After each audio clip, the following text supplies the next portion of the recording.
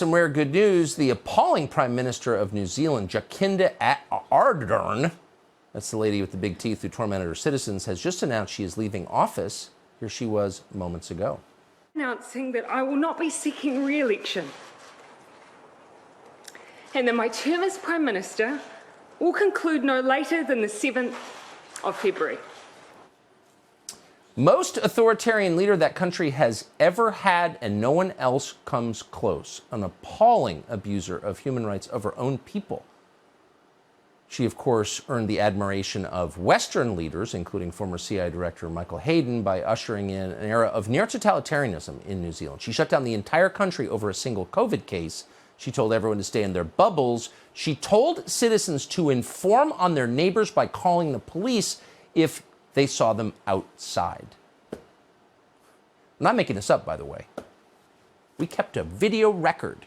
Here's some of it. Stay local and do not congregate. Don't talk to your neighbours. Please keep to your bubbles. It comes down again to those very simple principles.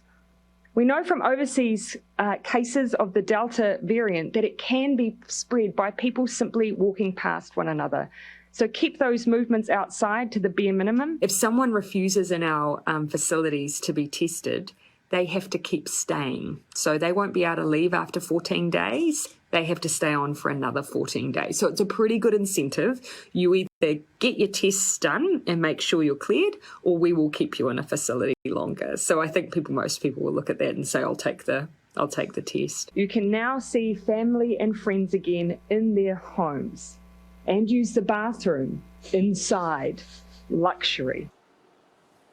What are the chances she was a puppet of the Chinese government? We don't have enough evidence to prove that, but we would rate that as about 100% likely. Fortunately, there is a tiny shred of democracy left in New Zealand. Ardern's party was becoming very unpopular, so before she could lose, she's quitting.